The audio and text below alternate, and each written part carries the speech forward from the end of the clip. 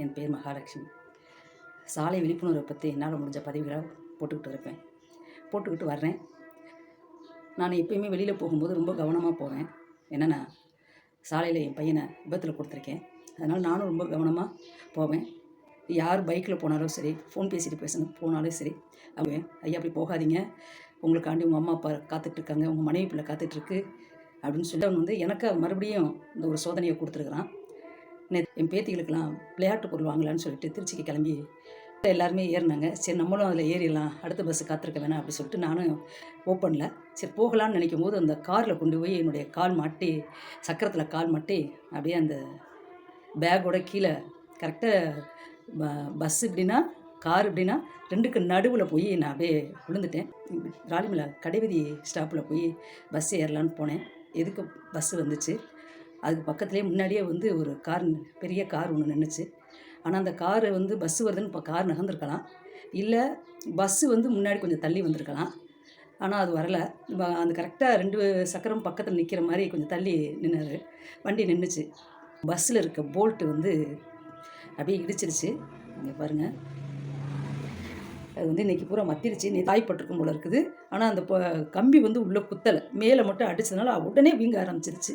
வீங்கினோடனே என்னால் சமாளிக்கவே முடியல. திருப்பி நம்ம பேருந்து நிலையத்துக்கு உள்ளுக்குள்ளே நுழைஞ்சவுடனே எனக்கு படபடப்பாயிருச்சு ரொம்ப.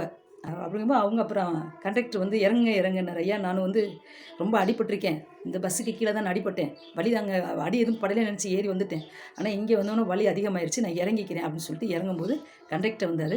எனக்கு தெரியாதுமா, நீங்கள் கீழே விழுந்தது எனக்கு தெரியாதுன்னு சொன்னார். சரி பரவாயில்லைங்கய்யா, பார்த்து போங்க, கொஞ்சம் நின்று வண்டி எல்லாத்தையும் ஏற்றிட்டு போங்க அப்படின்னு சொல்லிட்டு டேங்க் கீப்பர்கிட்ட போனேன். ஐயா நான் ஏறும்போது மூவ் பண்ணிகிட்டே இருந்தாங்க, அதனால் நான் பதட்டத்தில் போய் அதில் ஏறும்போது நான் அடுத்த இதில் போய் ஏறலாம் அப்படின்னு நினச்சி போகையில் இந்த மாதிரி காருக்கு பக்கத்தில் இருந்ததுனால ரெண்டுமே கொஞ்சம் ஒரு துளி பஸ்ஸு நான் விழுந்தது பஸ்ஸு எடுத்திருந்தாங்கன்னா நான் அந்த உயிரோடு நின்று இந்த பதிவெலாம் போட்டிருக்க மாட்டேன். அப்படி ஒரு சூழ்நிலை எனக்கு இறைவன் வந்து எதுக்கு இந்த உசுரை காப்பாற்றி வச்சுருக்காருன்னு எனக்கு தெரியல. என் உயிர் எப்போயோ போயிடுச்சு. இருந்தாலும் இந்த உயிர் போயிடுச்சுனாலும் மனசால உயிர் போயிடுச்சு. இப்போ உயிர் நடமாடுறோம்ல, அந்த உயிர் எதுக்கு காப்பாற்றினாருன்னு அது எனக்கு தெரியும். டைம் கீப்பரே ஒடியாந்து அம்மா வாங்க, இதில் போய் நீங்கள் ஃபஸ்ட் ட்ரீட்மெண்ட் எடுத்துகிட்டு வாங்க அப்படின்னு சொல்லி சொன்னார். அப்புறம் உடனே ராலிமலை மருத்துவமனைக்கு, அரசு மருத்துவமனைக்கு உடனே அங்கே இறக்கி விடுங்கன்னு சொன்னோன்னா டிரைவர் போய் அழகாக அங்கே இறக்கி விட்டார். நான் இறங்கி போய் ட்ரீட்மெண்ட் எடுத்தாங்க. உடனே எம்ஆர்ஐ ஸ்கேன்லாம் எடுத்தாங்க. ட்ரீட்மெண்ட் பார்த்துட்டு ஒன்றும் அடி இல்லைம்மா, ஒன்றும் நல்ல விஷயத்தை நோக்கி நம்மளால் போக முடியும். இதனால் என்ன, எனக்கு ஒரு சில பேர் பஸ்ஸுக்குள்ளே உட்காந்துருக்கவங்க நிறைய பேர் முடியாமல் இருந்திருப்பாங்க, ஹாஸ்பிட்டலுக்கு போக தவிச்சிட்ருப்பாங்க, எந்த பஸ்ஸை மிஸ் பண்ணிடுவாங்க, எத்தனையே இருக்குது. நான் நிறைய நாள் என் பேத்திகளை பார்க்க போகும்போது பஸ்ஸை மிஸ் பண்ணிடுவேன், ட்ரெயினை மிஸ் பண்ணிடுவேன். நான் படுற அவஸ்தையெல்லாம் நிறைய. அந்த இடத்துல நின்று தான் நான் ஒவ்வொருத்தரையும் அந்த பயணங்கள் மாதம் நான் படுற அந்த பயணங்கள்லாம் எழுத முடியாது. அந்த அளவுக்கு குழந்தைகளை பேரப்பிள்ளைகளை போய் பார்க்க போகும்போது அவ்வளோ கஷ்டப்படுவேன். அப்போ என்னை மாதிரி தானே நிறைய பேர், ஏன்னா நான் அவங்கள ஒருத்தியாக தெரியுறேன். அவங்களோட வழியில் நான் ஒரு ஸ்டேஷனுக்கு கூட கொடுத்துட்டாங்க. ஸ்டேஷன்லேருந்து கூட எங்களுக்கு கால் பண்ணாங்க, ஆரோக்கியமாக இருக்கேன், எந்த பிரச்சனையும் இல்லைன்னு எங்கள் வீட்டுக்காரர் சொல்லிட்டாரு. எந்த பிரச்சனையும் இல்லைப்பா, நல்லா இருக்காங்க, இப்போ ஆக்டிவாக இருக்காங்கன்னு சொல்லிட்டாங்க. நானும் ஆக்டிவாக தான் இருக்கேன். ஏன் இந்த பதிவு போடுறேன்னா, நிறைய பிள்ளைங்க டேங்க் மேலே பிள்ளைய படுக்க வச்சுட்டு அப்படியே போவாங்க, அப்புறம் காதில் வச்சுட்டே போவாங்க, நிறைய வெயிட்டை தூக்கிக்கிட்டு போவாங்க. இது எதுக்கு நான் சொல்கிறேன்னா, இதெல்லாம் ஏன் கொண்டுட்டு போகிறோம்னா, நீங்கள் நல்லா இருந்தால் தான் இதெல்லாம் நீங்கள் சுமந்துட்டு போக முடியும். அப்படி இருக்கையில் நீங்கள் உங்கள் உயிரை பற்றி நினைக்காம நீங்கள் வாட்டுக்கு ஸ்பீடில் போகிறீங்க. இப்போ ஏதோ ஒரு பைக் ஒன்று வந்திருக்கு, உயரமான பைக்கு, அந்த பைக்கு பேர் கூட எனக்கு தெரியல, பயங்கரமாக பறந்து போகிறாங்க. என்ன போகிறோம், போயிட்டு அந்த உயிர் வரப்போதா? என்னை மாதிரி எத்தனை அம்மா அப்பா கண்ணீர் வடிப்பாங்க, எத்தனை குழந்தைங்க கண்ணீர் வடிக்கிறாங்க, அப்பா இல்லாமல் எத்தனை குழந்தைங்க கண்ணீர் வடிக்கிறாங்க. கரைய கனவோடு ஒவ்வொருத்தரும் நடந்து போயிருப்பீங்க. ஆனால் இது எதுக்கு இந்த பதிவு சொல்கிறேன்னா, அந்த கனவுலாம் செய்கிறீங்க, ஆனால் நினைக்கிறீங்க நீங்கள் வாகனத்தை எடுக்கும்போது பார்த்து போகணும். கொஞ்சம் கூட ஒவ்வொரு நாளும் பார்ப்பேன், இங்கே கடைக்கிட்ட நிறைய ஆக்சிடெண்ட் நடக்கும். நான் என்ன அதுக்கு பதில் சொல்ல முடியும், ஓடி போய் காப்பாற்ற முடியும். ஒரு பையன்லாம் பார்த்தீங்கன்னா கல்யாண நாளாம், நல்ல மாப்பிள்ளை மாதிரி ட்ரெஸ் பண்ணிக்கிட்டு மனைவிக்கு பூ வாங்கிக்கிட்டான், பழங்கள்லாம் வாங்கிக்கிட்டான், ஸ்வீட் காரம்லாம் வாங்கிக்கிட்டான், தண்ணி பாட்டில் 4 பாட்டிலா 3 பாட்டிலான்னு தெரியாது பேண்ட்டில் வச்சுருக்கான். கரெக்டாக எங்கள் கடைக்கிட்ட வந்து கீழே விழுகிறான். எங்கள் கடைக்கு கொஞ்சம் தள்ளி 2 கடை தள்ளி போய் வந்து விழுகிறான். அது யார் மேலேயுமே விழுகலை, அவன் ஃபுல்லாக தண்ணி போட்டிருக்கான். தண்ணி போட்டுட்டு கீழே விழுந்தோன்னு பார்த்தீங்கன்னா அப்படியே செல்லியாக அந்த பிராந்தி பாட்டில் பூரா உடஞ்சி கீழே ஊற்றுச்சு. எனக்கு அப்படியே பயங்கரமான அழுகை. என்னடா உன் பெத்த தாய் எப்படி அழுவா, நம்ம புருஷன் எப்போ வருவான்னு சொல்லி அந்த பொண்ணு காத்திருக்கும். எப்படா அப்படி விழுந்தியாடா பாவின்னு நான் போய் யாருமே தூக்க மாட்டாங்க. நம்ம தூக்கக்கூடாதுன்னு சொல்கிறாங்க, கீழே விழுந்தவங்களும் தூக்கக்கூடாது அப்படின்னு சொல்லுவாங்க. எனக்கு அதெல்லாம் தெரியாது. டக்குன்னு தூக்குவேன், டக்குன்னு அழுதுருவேன். என்னால் முடிஞ்ச அந்த ஃபஸ்ட்டு அந்த இடத்துல என்ன செய்ய முடியும், ஏன்னா என் மகனுக்கு அது கிடைக்கல. உண்மையாலுமே உயிர்காக்கும் விழிப்புணர்வு பதிவுக்கு தான் நான் அந்த பதிவு போடுறேன். அவளோட சொத்தை கொண்டு அடமான வச்சு ட்ரீட்மெண்ட் எடுத்து அந்த ட்ரீட்மெண்ட்டில் நீங்கள் உங்களை காப்பாற்ற முடியாமல் போயிருச்சு அப்படிங்கும்போது அந்த தாயை எப்படி கடன் அடைப்பான், அந்த கடனை அடைக்க முடியாமல் அந்த தாய் தேவைப்படுற வேதனை எவ்வளோ பெரிய வேதனை, இதெல்லாம் தேவையா மகனே? அதனால் ஒவ்வொருத்தரும் உங்களுடைய இவ்வளோ வழியிலையும் கண்ணில் எனக்கு அவ்வளோ பயங்கரமான வலி. இந்த பதிவு ஏன் போடுறேன்னா, இழந்துட்டோம்னா நம்மளால் கிடைக்கவே கிடைக்காது அந்த உசுறு. நீங்கள் கனவுல நினச்சி பார்த்தாலும் உலகத்தில் 100 வருஷம் நீங்கள் வாழ்ந்தாலும் அந்த குழந்தை உங்களுக்கு பிறக்காது, அந்த அப்பா அம்மா இருக்க மாட்டாங்க, குழந்தை வராது. அதனால் தயவு செய்து சரி உங்கள் உயிருக்கு இப்போ முக்கியம் கொடுக்கணும். உங்கள் உயிரை பாருங்கள். உங்கள் உயிர் இருந்தால் தான் மற்ற எல்லாமே நீங்கள் செய்ய முடியுங்க. நினைக்கிற அத்தனை செயல்பாடும் உயிர் இருந்தால் தான். ஆனால் சில பேர் சொல்கிறாங்க, அவன் மரணம் அதுதான், விபத்தில் தான் சாகன்னு இருக்குது அப்படின்னு சொல்லுவாங்க. அது தப்பு. நம்ம பாதுகாப்பாக போனாலே நல்லது. ஒரு இடத்துக்கு போகிறோமா கொஞ்சம் நின்று போவோம், டயத்தை கூட எடுத்துக்கிட்டு வெள்ளனை கிளம்புங்க. அந்த டயத்துக்காண்டி நம்ம 10 நிமிஷம் இருக்குது 5 நிமிஷம் இருக்குதுன்னு சொல்லிட்டு நம்ம இப்போலாம் நம்ம போக முடியாது. டிராஃபிக் நிறைய இருக்குது. அதனால் போகிறதுக்கு முன்னாடி வெள்ளனை எழுந்திரிச்சு அந்த செயல்பாடுகளை செய்யுங்க. உங்கள் குடும்பமும் நல்லா இருக்கும், உங்கள் பிள்ளை குட்டியும் நல்லா இருக்கும்.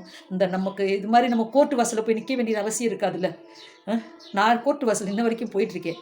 மகனோட விபத்து படத்துக்காக போயிட்டு இருந்தேன். இப்போ பிள்ளைகளுக்காண்டி கோர்ட்டு வாசலில் நிற்கிறேன். எதனால்? நம்ம மகன் இல்லாத ஒரு இடத்துல நமக்கு இந்த நிலைமை வந்திருக்கு. ஆமாம், இப்போ நாங்கள் பிள்ளைங்க இருந்தால் தான் நம்ம பாதுகாக்க முடியும். 1000 பேர் உறவுகள் இருக்கலாம், 1000 நல்லவங்க வரலாம், 1000 நல்ல உதவி செய்கிற உள்ளங்கள் இருக்கும். ஆனால் என் கை செயல்பட்டால் தான் எனக்கு தேவைப்படும். அதனால் மக்கள்கிட்ட அதே தான் சொல்கிறேன். உங்கள் சொத்து பணம் காசு கிடையாது. உங்கள் சொத்து உங்கள் பிள்ளை, உங்கள் பேரன் பேத்தி, உங்கள் அம்மா அப்பா. அதனால் எல்லோரும் உங்களோட உடம்பை பார்த்துக்கோங்க.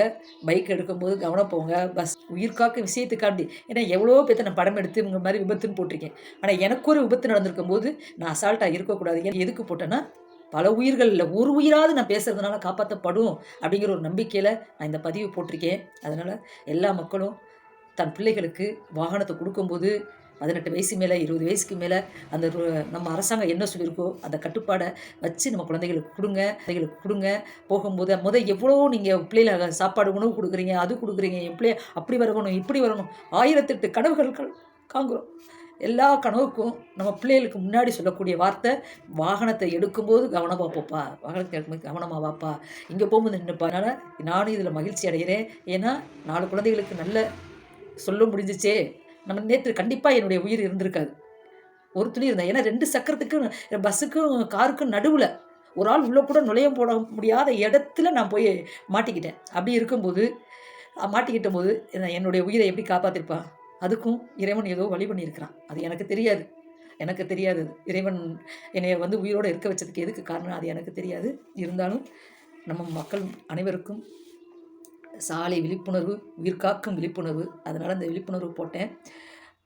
வாகனத்தில் பஸ்ஸு எடுக்க போகும்போது முன்னாடியே ஒரு 10 நிமிஷத்துக்கு முன்னாடியே அந்த எல்லோரும் நின்று ஏறணும். அதுதான் எனக்கு தெரியுது. என் மேலே எனக்கு தெரிஞ்ச இந்த பதிவை நான் போட்டிருக்கேன்.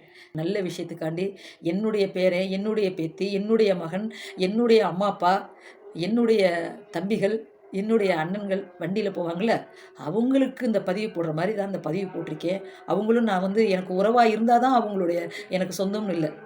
ஒவ்வொரு உயிரும் கோர்ட்டு வாசலில் ஹாஸ்பிட்டலில் தவிக்கிறத நான் ஒவ்வொரு நிமிஷம் போய் பார்த்துருக்கேன். அந்த பார்த்துருக்கிறதுனால இந்த பதிவை போட்டுறேன். அதனால் எல்லோரும் உங்கள் உயிரை காப்பாற்றிக்கங்க.